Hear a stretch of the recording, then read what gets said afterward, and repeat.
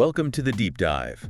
This is the place where we try to cut through all the noise, the static, and get right to the architecture of how things work. The underlying mechanics. Exactly. And today, we're undertaking what I think is a really personal mission. I would absolutely agree with that. It's personal for everyone. We're moving past this idea of just passively learning about the world.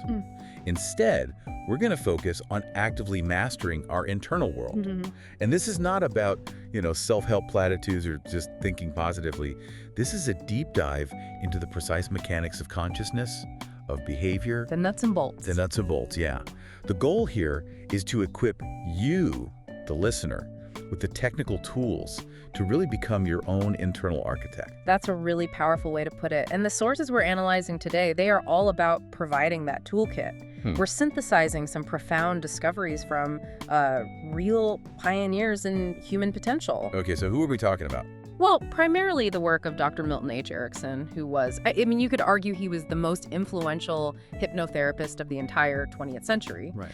And in parallel, the early developers of what became known as Neuro-Linguistic programming, or NLP. So people like Richard Bandler and John Grinder. And what's the thread that connects them? What makes their work so powerful together? It's the underlying assumption they all shared. It's a fundamental shift in thinking. Which is? They didn't see the mind as some broken thing that needed to be fixed. That's the old model. Instead, they looked at people who were excellent at what they did, amazing communicators, healers, fast learners, and they just asked a simple question. How?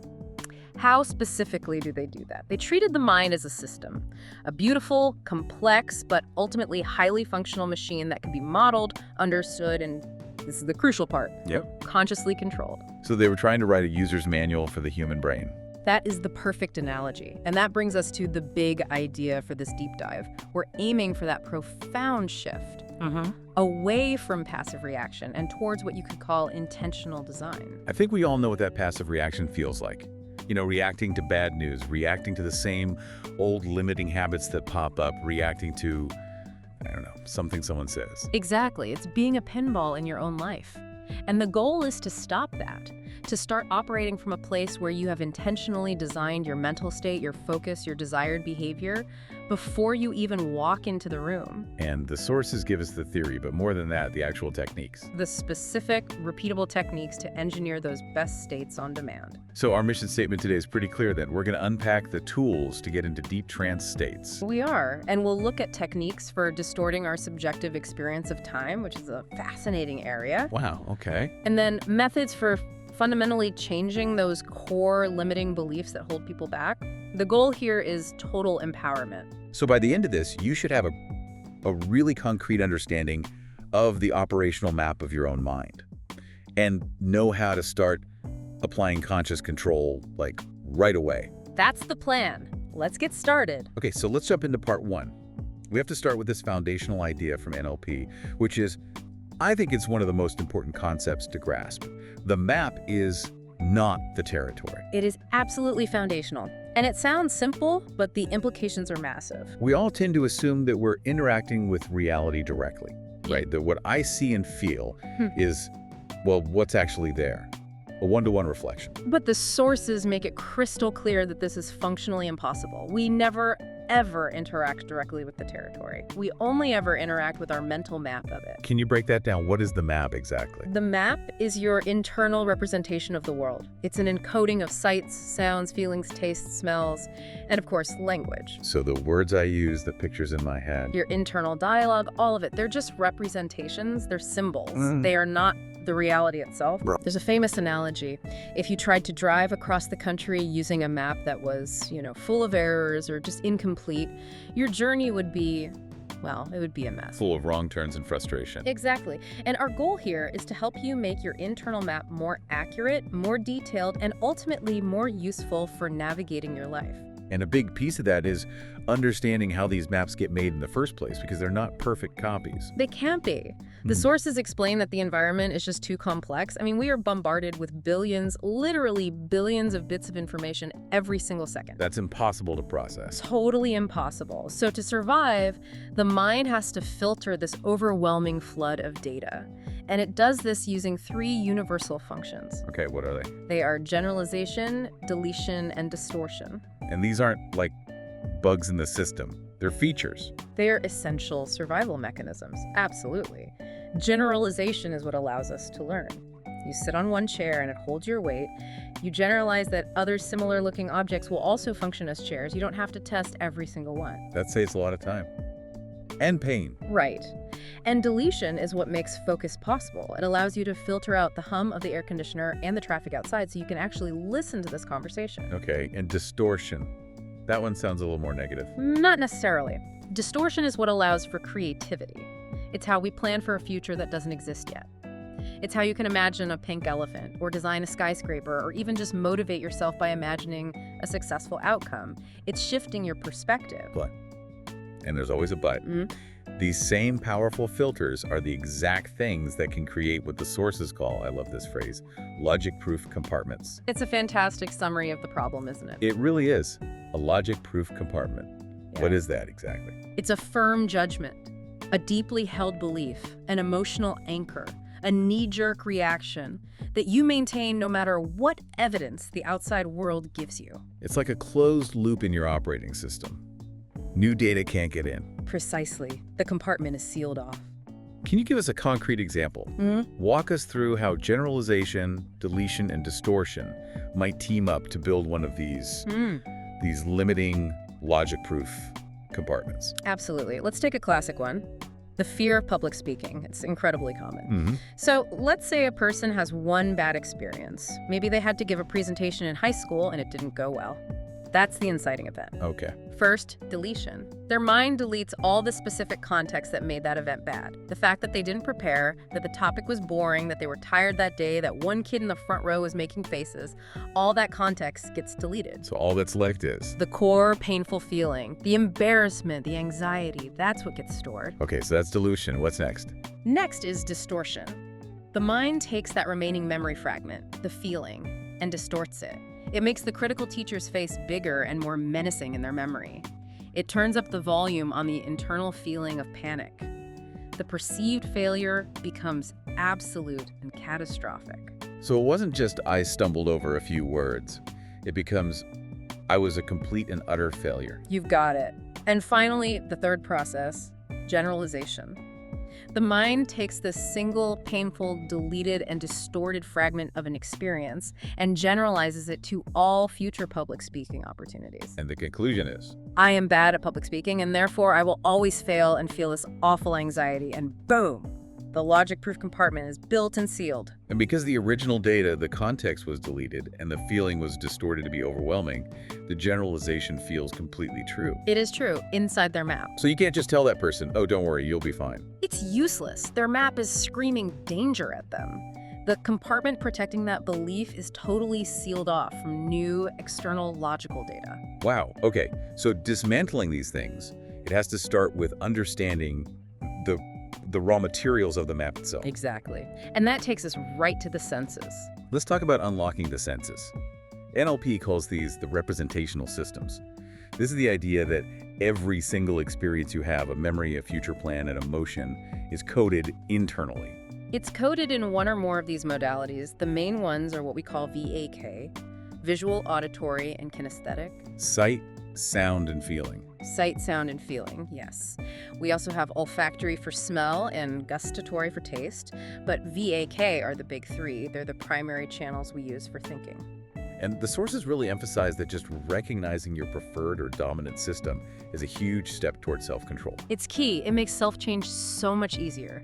If you're primarily a visual thinker, for instance, you'll find yourself using phrases like, I see what you mean, or I need to get a clear picture of this. Whereas an auditory person might say, that sounds good to me, or let's talk it through. And a kinesthetic thinker who processes through feeling and touch would say things like, I need to get a handle on this, or that just doesn't feel right. They need to connect with it physically or emotionally. And this isn't just about the words we use, is it? It's much deeper. It's about how we actually process complex tasks. Fundamentally, yes. If your preferred system is, say, visual, and you're trying to manage your stress by using a purely auditory strategy, like just telling yourself to relax over and over, you might actually be fighting your own neurology. Because your system is crying out for a different kind of input. It wants a picture of calm, it wants to see a peaceful beach, the internal talk might just be noise. This is where the practical application really starts to click. The sources have this brilliant exercise to really highlight how deep these preferences go. It's a great one. The instruction is to choose a regular task, something you do all the time, where you know you rely on one particular system. Okay, so something like planning your week. Planning your week is a perfect example. A lot of people are highly visual here. They see a calendar in their head or a to-do list, maybe a timeline stretching out. I can definitely relate to that. I see the blocks of time. So the exercise is to consciously force yourself to perform that exact same task using a different system. Okay, so if I'm a visual planner. Try planning your entire week using only the auditory system. That means you would talk through the schedule, either out loud or internally. Maybe have a conversation with yourself about the priorities. First, I'll do this, and then I need to remember to call so-and-so. Rehearse the conversations you need to have. No pictures allowed. No pictures. Or, even more challenging for a visual person, try planning it based only on the kinesthetic system. How would that even work? You'd focus purely on the feeling of moving through the tasks. You'd sense the weight of the big projects, the energy required for the gym session, the feeling of satisfaction after completing a tough phone call. It's planning by feel. The profound part of this, I'm guessing, is not just that it's difficult, but noticing the struggle. That's the whole point. If you're a visual planner and you try to rely only on the feeling-based system, you'll probably feel completely lost, disorganized, inefficient. And that feeling of inefficiency is the realization. It's your brain telling you, hey, my operating system for the planning program is visual. This isn't abstract theory. You're laying bare the actual structure of your internal life. But when you understand that structure, you can start to fine-tune it. Exactly. Which brings us to the next level down, submodalities. Okay, so if the representational systems VAK are the channels, what are submodalities? Submodalities are the fine structure within each of those channels. It's not just what you see, but how you see it. It's not just the content, but the quality of the representation. So these are like the little dials and sliders on the editing software in your head. Perfect analogy. If we're talking about an internal visual picture, the submodalities would be things like its brightness, its size. Is it in color or black and white? Is it moving or still? Where is it located in your mental space? Is it right in front of your face or off to the left? And is it associated, seeing through your own eyes, or dissociated, where you see yourself in the picture, like in a movie? All of those are submodalities. For auditory, it would be volume, tempo, pitch, location of the sound. For kinesthetic, it's intensity, location, temperature, pressure. These are the building blocks of subjective experience. And this is where it gets, like you said, really interesting. This is where we get practical examples of thinking on purpose. Yes. The sources talk about the early NLP modeling projects where they literally reverse engineered successful behaviors. And one of the most famous examples is spelling. Spelling, okay. They looked at people who are naturally terrible spellers and people who are naturally gifted spellers and asked what's the difference in their internal strategy. And it wasn't IQ or memory. Not at all. They found that poor spellers, when asked to spell a tricky word, would almost always try to sound it out in their head, an auditory strategy. Which, in a language like English, with all its weird rules, is a recipe for disaster. Meanwhile, they discovered the good spellers did something completely different. Almost instantaneously, they would make an internal, big, bright, clear picture of the word. a visual strategy. A very specific visual strategy. And they often place that picture in a specific location, usually up and to their left. Then they would simply read the letters off of their internal picture. They were just copying what they saw in their mind's eye. Wow. So the intervention was, what? Just teach the poor spellers to do that. Genius in its simplicity. Yeah. Exactly that. The key realization was that the ability wasn't innate. It was a strategy. It depended on the quality of the internal representation. So if you're struggling to spell a word, the instruction is what? Make the mental picture of that word. Bigger, brighter, and closer in your mind. You are consciously taking control of the submodalities to make that representation more useful, more clear, more effective. You're literally changing how you think. And this has to apply to so much more than just spelling. I'm thinking about emotions. Oh, absolutely. Think about a memory that triggers, say, instant anxiety for you. Okay. Chances are, if you were to examine the structure of that memory, you'd find its submodalities are very powerful. The picture is probably large, bright. Maybe it's a movie that's moving very fast, and it's probably associated. You're right back in the moment, seeing it through your own eyes. That sounds about right. It feels very immediate. So what happens if you consciously decide to play with the dials? What if you take that picture and you shrink it down to the size of a postage stamp? Make it black and white, make it blurry, stop the motion. And then, crucially, you push it far away from you and put a big, silly, comical frame around it on a wall in your mind. You're dissociating from it. You're changing the submodalities. You haven't changed the historical event, that's impossible, but you have fundamentally changed the feeling associated with the memory. Because your nervous system processes that small, distant, faded, framed image as far less immediate and far less threatening. That's the difference between being controlled by your map and consciously redrawing it. That's the entire game, and this leads to a really crucial distinction the sources make. It's the difference between true problem solving and just, well, running in circles in your head. Explain that.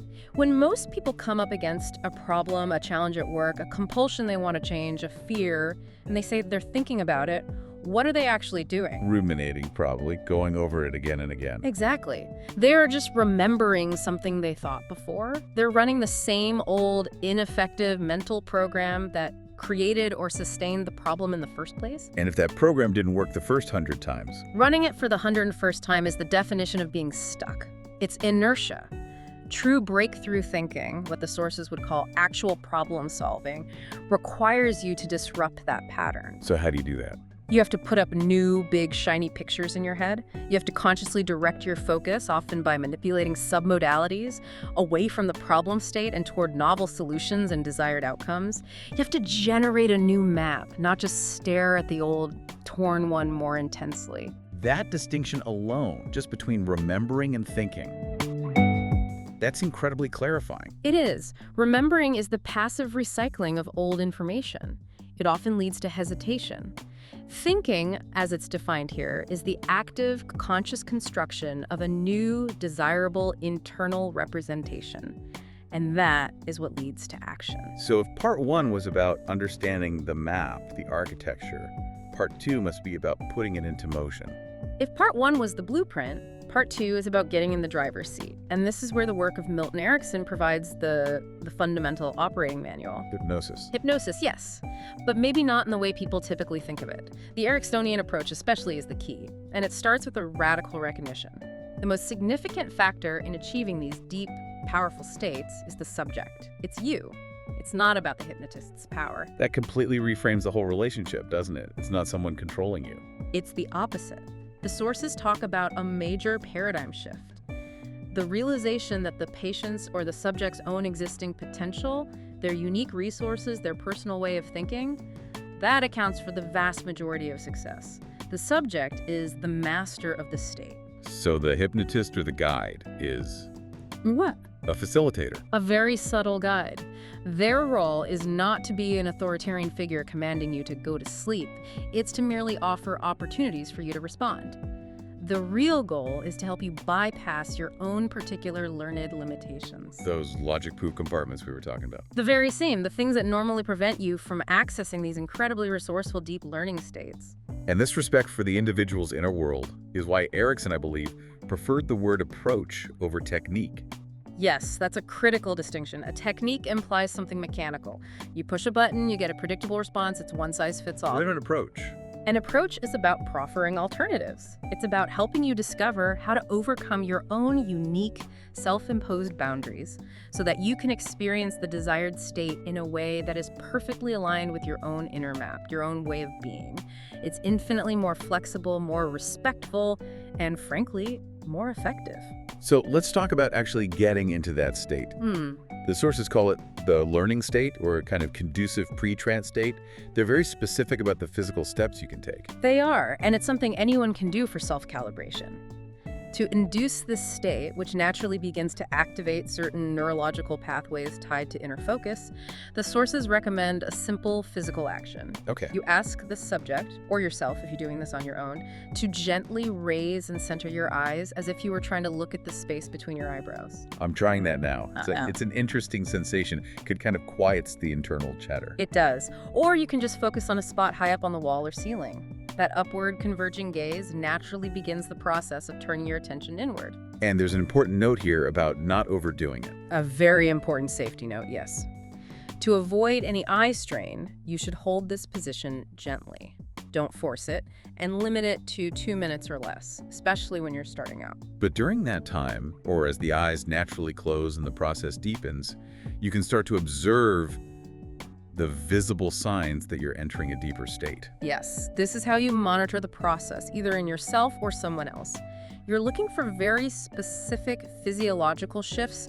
These are signs that your nervous system is moving from the active sympathetic state to the deeply relaxed parasympathetic state. Okay, what are the signs? First, you'll notice the breathing rate slows down and becomes more deep and rhythmic. The muscles in the face will begin to relax and smooth out. You might see pupils dilate. I've heard about that. There's often an increase in eye wetness, a sort of glistening look. And one of the most fascinating and subtle changes is that the face can become noticeably more symmetrical. Symmetrical? Why? Because the tiny underlying muscular tensions that we all hold asymmetrically in our face just dissolve. The face settles into its natural, relaxed state. So all these signs confirm that the internal system is shifting from external alertness to deep internal focus. Exactly. And once that deep state is achieved, we unlock one of the most dynamic and frankly mind-blowing areas of all of this: the art of time distortion. This is what I was waiting for. Can we really truly manipulate our subjective sense of how long something takes? The sources are unequivocal. Yes. Yeah. Absolutely. And it's a tremendously useful skill to have, especially for things like accelerated learning or processing difficult emotions. So experiential time, how long something feels, can be totally different from clock time. Dramatically different, especially when you're completely absorbed and unaware of the outside world. The mind, when it's focused deeply inward, can process vast amounts of information in what is objectively just a few seconds or minutes. The anecdotal evidence in the sources is just stunning. There's the example of the subject who was asked to do a complex task. Yeah. Something about packaging cookies. That's right. She was instructed to make the task last for 20 minutes of her special time. And the actual clock time that passed was much shorter. Far shorter. But she experienced the full, subjective 20 minutes of detailed activity. Her internal clock was running on a completely different scale. And what about the story of the woman and the cellophane? Another incredible example. This subject was feeling oppressed by the awareness of world time, the ticking of the clock. So she spontaneously hallucinated a cellophane covering over herself to seal it out. Okay. And with this covering pulled down, the records show she heard several minutes of music played at a normal tempo inside her head. And in reality? In reality, only a few seconds of objective clock time had passed. So her internal processing speed just skyrocketed. She compressed a huge amount of subjective experience into a tiny sliver of objective time. It's like her mind was running at a much higher clock speed, exactly. But my favorite story, the one that really demonstrates the intellectual realization of this, is the one about the Skywriting pilot. Tell us about that one. So the subject was in a deep trance, and he was marking time by imagining the slow, steady strokes of a metronome. 1,000, 2, 1,000, that kind of pace. Okay. But in the vast, subjectively experienced time between two of those imagined metronome strokes, he watched an entire imagined scene unfold. A skywriting pilot had time to perform fancy loops and things up in the sky. All in the gap between tick and talk. All in that gap. And this led to his profound insight.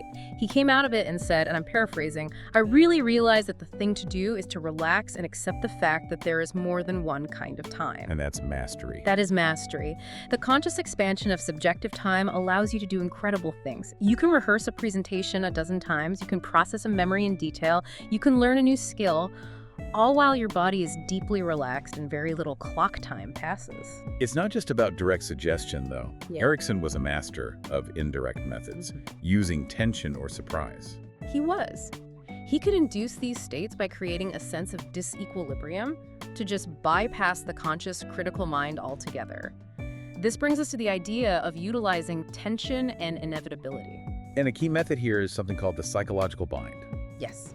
This is where you construct a situation for the subject where they are placed in a position that inevitably, no matter what they consciously choose, leads to the desired result. So it feels like they have free choice, but all roads lead to Rome. Precisely. It impresses them with the therapists or their own ability to create change because their own natural, inevitable response becomes the very mechanism of that change.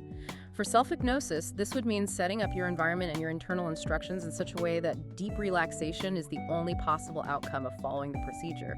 It's inevitable. And another, maybe more practical method is using truisms as indirect suggestion. This is so simple and so powerful. A truism is just a statement of undeniable truth, something the subject's mind has to agree with because it's verifiably true in their current experience. And you use that agreement to, what? Pave the way for a suggestion. You build momentum. Erickson often used physiological truisms. He might say something like, as you sit there in that chair, you can feel the pressure of the chair supporting you, and you are aware that you are breathing. All undeniable. I'm doing that right now. Your brain says, yep, true. Yep, true. And once you have that yes set going, you can link a suggestion to it. And as you are breathing, you can begin to notice that your eyelids are feeling heavy. And as your eyelids feel heavy, you know that you can choose to let them close now. The suggestion just feels like a natural continuation of the truth. It makes resistance almost impossible. Yeah. The example you mentioned earlier is perfect. As your elbow bends, your wrist will lift higher and higher. The subject bends their elbow, they see their wrist lifting, and they are simultaneously verifying the truth of the statement and executing the suggested behavior. It's a beautiful, elegant loop. Okay, what about when things go wrong? How do you handle blocks like resistance or amnesia? Well, amnesia isn't necessarily something going wrong. It can be a very powerful, intentionally created tool. A tool for what? For neutralizing counterproductive memories or the limiting beliefs that you might have worked on during the trance. Sometimes it's better if the conscious mind doesn't immediately start picking apart the work that was done. So the sources say that amnesia can be intentionally controlled or directed. It can, and the most powerful way to do this is through what's called structured hypnotic amnesia. This is far more subtle and effective than just barking an order like, you will forget everything. That never seems to work in the movies. It doesn't work well in real life either. No, this is an architectural approach to memory management. It works by very carefully awakening the subject. How so? You awaken them in a way that meticulously reorients them to the exact moment, the exact place, and the exact content of their consciousness from right before they entered the trance state. So you're basically linking the end of the session directly back to the beginning in their conscious awareness. You've got it. The entire trance period, whether it was 5 minutes or an hour of subjective time, falls into a memory lacuna, a blank spot. The conscious mind doesn't register that a significant period of internal work even occurred because the start and end points of its awareness are stitched together seamlessly. But the work was still done. The change still happened. The change happened at the unconscious level. You get all the benefit of the deep work, the new perspective, the change in feeling, without the conscious mind immediately jumping in with its old reasons for resistance or its familiar, unhelpful patterns of thought. It's the ultimate form of efficient internal editing. Okay, this is a huge amount to take in. We've mapped the internal world, we've learned how to operate our state, and even our sense of time. But the real game changer has to be, how do we change those really deep, sticky, negative beliefs? That is the core question. And this takes us to the language we use, both with others and, more importantly, with ourselves. It's at the intersection of two key linguistic models that were developed from studying Erickson. The meta model and the Milton model. Exactly. They seem like opposites, but they're really two sides of the same coin. They are complementary tools for influencing the mind through language. They're the keys to first unlocking and then precisely reprogramming those subjective maps we started with. So let's break them down. The Milton model first. The Milton model is all about the subtle, artful aspects of language. It uses things like indirection, ambiguity, artful vagueness, specific linguistic patterns designed to engage the unconscious mind. So it's less about giving direct commands. Much less. It's about loosening up the client's rigid, logic-proof model of the world. It's about encouraging an unconscious search for new connections, new resources, new possibilities. You could almost call it the poetry of change. And the other side of the coin, the meta model. If the Milton model is poetry, the meta model is surgery. It's all about precision, clarity, and recovery. Recovery of what? Recovery of the information that gets lost through those three filters we talked about: deletion, generalization, and distortion. It's a tool for challenging the sloppy language that keeps us stuck, both in our internal dialogue and in our communication with others. Let's start with the meta model then, because that seems really practical for self-diagnosis. You can use it on your own thoughts. Absolutely. Let's take simple deletions. This is when we omit key information in a statement. Someone says, "I feel uncomfortable." It's very vague. Right, so the meta model gives you a structured question to recover that deleted information. You ask, uncomfortable about what, specifically? Or if you catch yourself thinking, I'm afraid, you ask, afraid of whom or what? And just asking that question forces you to clarify the boundary of the problem. It's not some big amorphous cloud of fear anymore. It becomes specific, and specific problems are solvable problems. And the meta model also goes after the generalizations and distortions that build those logic-proof compartments. It does. Take a classic generalization, a universal quantifier. I always fail when I try to start a new project. I think we've all had a thought like that at some point. Of course. The meta model response is to challenge that universal quantifier directly. You ask, always, can you think of even one time in your entire life when you started something new, even something tiny, and you didn't fail? And of course, everyone can find an exception. Everyone can. And the moment you find that one exception, the generalization is broken. You've introduced a contradiction into the logic-proof compartment, and the whole structure has to be reevaluated. The map has to change. What about distortions? Things like mind reading or assuming cause and effect. My boss makes me angry. That's a perfect example of a cause-effect distortion. It puts all the power and responsibility outside of you. The meta-model challenge is to question the reality of that connection. You'd ask, how specifically does your boss possess the power to crawl inside your head and make you angry? What specifically do they do that causes that feeling to appear in you? And that forces you to acknowledge your own role in generating the emotional response. You move from being a passive victim to an active subject. The precision of the questions is the key. It helps you overcome the linguistic barriers and smokescreens we all build for ourselves. So the two models work together.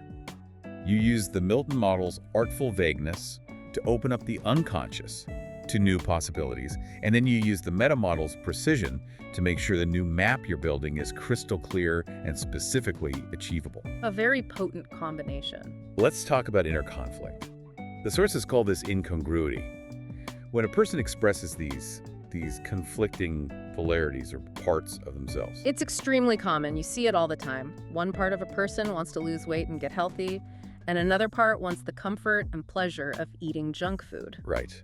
Or one part wants to start a new business and take a risk, and another part is terrified of failure and just wants to stay safe and comfortable. And they're at war with each other. Constantly. And the typical strategy people use is to try and crush the bad part, to use willpower to eliminate it. Which usually doesn't work out so well. It almost never works long term. The strategy proposed in the sources is radical. It's not elimination, it is integration. So you don't try to get rid of the conflicting parts. You don't. Because those parts, even the ones causing negative results, always have a positive intention at their root. The part that wants comfort food is trying to give you a moment of relief from stress. The part that wants safety is trying to protect you from pain and failure. So the goal is to help these conflicting polarities become resources instead of sources of pain. Exactly. And the main way to do that is to find what's called a meta position relative to the conflicting parts. A meta position. What does that mean practically? It means you have to step outside of the conflict. You have to stop identifying with either part and instead become a neutral observer looking down on both of them. Like climbing a mountain to look down on two armies fighting in a valley. A perfect metaphor. From that higher neutral meta position, you can acknowledge the positive intention of each part without getting caught in the battle. You could even give them names internally, like the achiever and the protector. Okay. And from that meta position, you can start a negotiation. You can realize that the protector needs some reassurances from the achiever about managing risk. And the achiever needs the energy and stability that the protector is currently holding back. So the internal dialogue shifts. It's no longer, I hate this lazy part of me that holds me back. It becomes, I acknowledge the protector's need for safety. I appreciate that it's trying to help. Now let's collaborate on a plan to move forward where the achiever's goals can be pursued while the protector's safety needs are also met. That's integration. That is integration. And achieving that higher neutral perspective is absolutely critical for resolving inner conflict and moving forward with all of your resources aligned. Shifting to those core limiting beliefs. The sources make a pretty bold claim here. They say that a belief is considered the easiest thing to change. It sounds counterintuitive, doesn't it? We think of beliefs as being so solid. Right, but why is it the easiest? Because changing a belief is like knocking over the big domino. Once the belief changes, it clears the way for all sorts of new actions and behaviors that were previously impossible. And a belief is really just a feeling of certainty about something. And certainty is a state. which is determined by. Submodalities. You change the feeling of certainty, you change the belief. And a very powerful tool for this is the change frame size reframe. Okay, change the size of the frame. What does that mean? It means you reevaluate the belief by putting it into a completely different context or time frame. The reason a limiting belief feels so powerful is because we hold it right up close to our face in the present moment, which makes it seem huge and absolute. So the reframe's about getting perspective. Exactly, by Yeah. changing the frame. And the sources suggest several ways to do this. You can change the time frame, the population frame, or the context frame. Let's go through those. If I have a belief like I am just not capable of learning this new skill, Yep. how would I reframe that using time? You'd project yourself into the future. You'd ask yourself, 20 years from now, looking back, how important will this belief have been? Years from now, you will likely have difficulty even remembering that you once held this belief so strongly. And that shrinks it. It becomes a temporary nuisance, not a permanent identity. Precisely. Now let's use the population frame. You'd say to yourself, you are probably not the first or the only person in the history of the world to start learning this skill and feel this exact way. That immediately takes it from being my unique personal failing. To being a universal part of the human learning experience. It globalizes the problem, which dramatically diminishes its personal power and sting. Okay, and the third one, the context reframe. Let's say the belief is, I am bad at taking risks in my career. The reframe question is, in what other contexts are you excellent at taking risks? Maybe you take calculated physical risks when you play a sport, or you take social risks all the time in conversations. And that proves the belief isn't an absolute truth about me, it's contextual. It's contextual. It's not, I'm bad at risk, it's, I'm not yet comfortable with this type of risk. This kind of dimensional reframing is an incredibly powerful tool for dismantling those fixed judgments. But surely the most damaging judgments are the ones about identity. Without a doubt. The I am statements, I am a failure, I am unlovable, I am incapable, they are fundamentally disempowering because they state a permanent condition. And the sources advise a very specific linguistic shift to counter this. Yes. You must shift the permanent negative identity judgment to a temporary capability statement. Give me an example of that. Instead of accepting the identity judgment, I am a burden to others, Okay. you consciously substitute a statement like, perhaps it is not that you are a burden to others, but it is just that you don't yet have the ability to resolve these particular problems on your own. Ah, I see the shift. I am. I am versus I don't yet have the ability. The shift from I am X, which is a fixed permanent identity, to I don't yet have the ability to do Y, which implies a temporary changeable skill gap that is neurologically empowering. It sends a completely different signal to your system. It transforms the problem from an insurmountable character flaw into a solvable skills-based challenge. It turns a destination into a phase. And that is absolutely critical for empowering your self-concept and clearing the path for you to take new action. And all of this shifting perspective, reprogramming beliefs, it comes back to preparing for success in the future. It does. It's not enough to just dismantle the old negative stuff. You have to build the new desirable stuff. And the best way to do that is to see yourself in the future succeeding and use really powerful, big, bright submodalities for that image. And then you can almost reverse engineer your way back to the present to figure out the steps. The sources connect this to how we build any new habit or behavior. Yes, think about something totally mundane that you do automatically, like brushing your teeth every morning. Don't even have to think about it. Right. But if you were to slow it down and observe, you'd find you have a very specific mental program you run. There's a sequence of thoughts, images, feelings that results in that automatic behavior. Strategy. A strategy.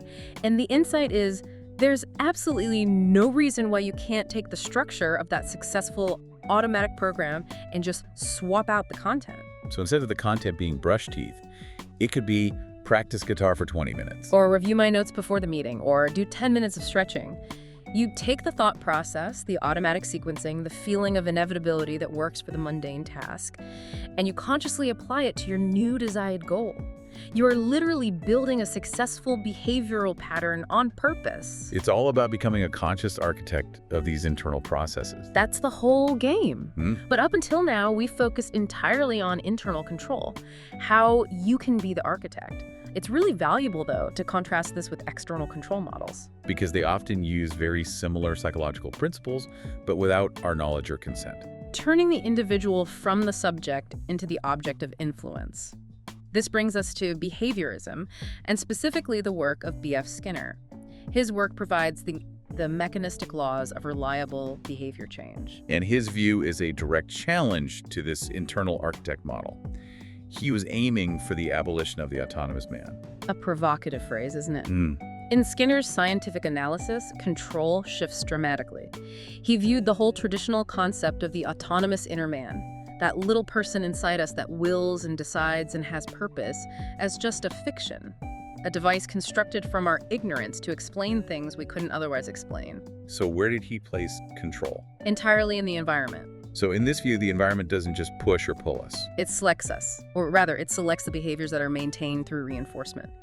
This focus on operant conditioning allows for behavior change that can completely bypass conscious thought, belief, any of the inner processes we've been talking about. It just focuses on what gets rewarded.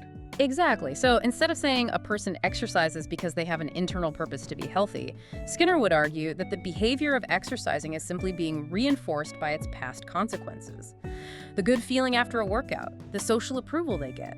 The behavior is selected by its consequences, not by some inner will. It's a stark contrast to the NLP and Ericksonian approach, which is all about our massive internal potential to self-program and self-direct. It's a necessary counterpoint, and it serves as a warning.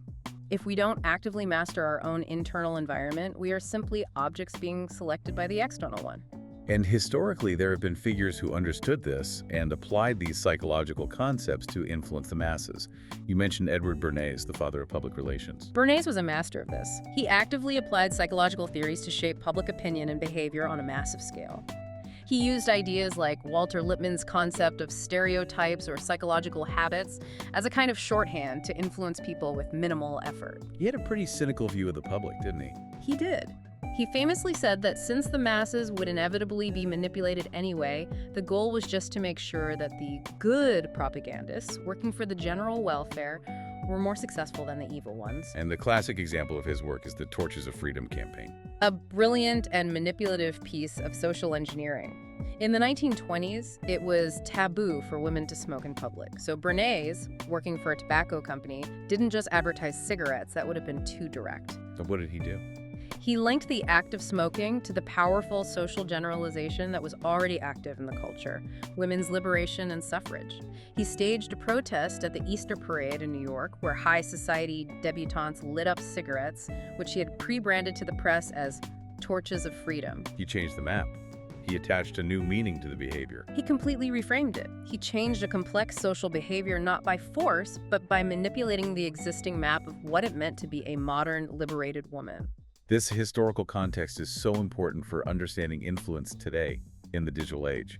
It is, and the sources draw a useful distinction between two terms we hear a lot: word of mouth and viral marketing. They sound similar, but they're not. Not at all. Word of mouth is organic. It's based on a genuinely compelling, positive customer experience. The product or the service is just so good that it compels you to share your authentic feelings about it. It's earned. It's earned. Viral marketing, on the other hand, is fundamentally more engineered. It's specifically designed to propagate exponentially by leveraging user networks, usually through some kind of incentive or algorithmic trigger. It relies on a much lower quality of social tie than the deep trust required for real word of mouth. And this engineering gets put on steroids by this concept of complex contagion. Yes. This is a key idea. A simple contagion, like a rumor or a funny meme, can spread from just a single exposure. But a complex contagion is different. It refers to the adoption of behaviors, ideas, or products that require social reinforcement. You typically need to see multiple people in your network, multiple sources, adopt the behavior before you feel it's safe or acceptable for you to adopt it too. So historically, things like major shifts in political opinion or adopting a radical new technology, those things needed dense social networks to spread. You needed buy-in from your close friends, your strong ties. Exactly. You needed validation from your core group. But the modern digital environment, with its algorithms, has introduced a structural change that bypasses that need through speed and volume. Because of personalization and the sheer amount of content we see, the algorithms can expose a user to an overwhelming volume of content from multiple sources, many of them weak ties in a very short period of time. So you're getting dozens of signals about the same idea very quickly. Dozens, hundreds. And this continuous, intense, multi-source exposure effectively simulates the social reinforcement of strong ties, but at an incredible speed. The algorithm manufactures social proof, which lowers the barrier for these complex behaviors and ideas to spread exponentially. It's why things can seem to explode overnight. Social trends, political movements, even dangerous compulsive behaviors. The reinforcement environment is being engineered. So the conclusion here, it seems, is a call to awareness. We started this deep dive talking about the architecture of your internal map. And we've seen that map is constantly under assault, whether it's from our own old limiting generalizations or from these external engineered contagions. And that's why the goal of self-awareness is paramount. It's about consciously choosing to move from being the passive object of environmental selection or conditioning or engineered contagion to becoming the active subject, the one who programs their own response and intentionally designs their own internal map. Inner mastery is the best defense against external manipulation. Knowing how your mind filters information, how it processes time, and how it constructs belief. It's the only way to ensure that your behaviors are being selected by your intentional design, and not by the selection pressures of a commercial or political algorithm. We've covered a tremendous amount of ground today, and just to summarize, you now have a comprehensive framework. You know how your mind maps reality, using visual, auditory, and kinesthetic systems. And you know about the submodalities, little dials you can use to change your experience. You know that you can shift your subjective perception of time using deep trance states to accelerate your internal processing. And you have the linguistic tools, the meta model for precision, the Milton model for possibility. You know how to re-architect those limiting beliefs by shifting permanent, damaging identity judgments into temporary, solvable capability statements. We've established, I think, pretty clearly that the human mind is inherently programmable. It is a system designed for incredible flexibility and rapid learning. The essential choice that's now before you, the individual, is, well, it's a simple one. Will you be the conscious, intentional programmer of your own mind? Using the precise tools of self-mastery we've discussed today. Or will you allow the external environment, an old habit, an advertising campaign, a complex contagion to program your responses for you? We talked about how when you come up against a problem and you just keep thinking about it the same way, you're not really thinking. You're just remembering what you thought before. And that brings us to our final provocative thought for you, drawn directly from the sources. Remembering produces a state called hesitation, and thinking leads to action. So if you stop focusing on what you can't do, which is just remembering the past, and instead you start focusing on what you can imagine and execute, which is actively thinking the future and designing your internal map, what delightful surprise will you uncover about yourself tomorrow? That's a question only you can answer by actually applying this knowledge.